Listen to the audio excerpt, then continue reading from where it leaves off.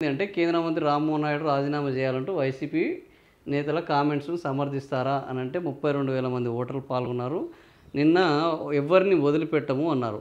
మొదటి నుంచే మనం అనుకుంటున్నాము ఈ ఇండిగోని దాని యొక్క ఆధిపత్యాన్ని తగ్గించాలి, అదానీని విమానయాన రంగంలోకి తీసుకురావాలి, దాని వెనుక పెద్ద కుట్ర జరిగింది, అదానీని రప్పించడం కోసమని నిన్న అనుకున్నట్టే మనం ఇంతకుముందు కూడా చదవడం జరిగింది వార్త. ఆ వార్తలో ప్రధానం ఏంటంటే ఓ 10% ఇండిగో దగ్గర నుంచి తీసేస్తున్నాము, ఈ గుత్తాధిపత్యాన్ని అంగీకరించేది లేదు అని ఎవరు ప్రధాని నరేంద్ర మోడీ చెప్పడం జరిగింది. ఆ గుత్తాధిపత్యాన్ని అంగీకరించడం లేదు అనేటంలో భాగంగా సో ఇప్పుడు రామ్మోహన్ నాయుడు మీద విపరీతమైన విమర్శలు వస్తున్నాయి. ఆయన చేయాలని అంటే ఎస్ రామ్మోహన్ నాయుడు చేయాలని 40% అంటారు.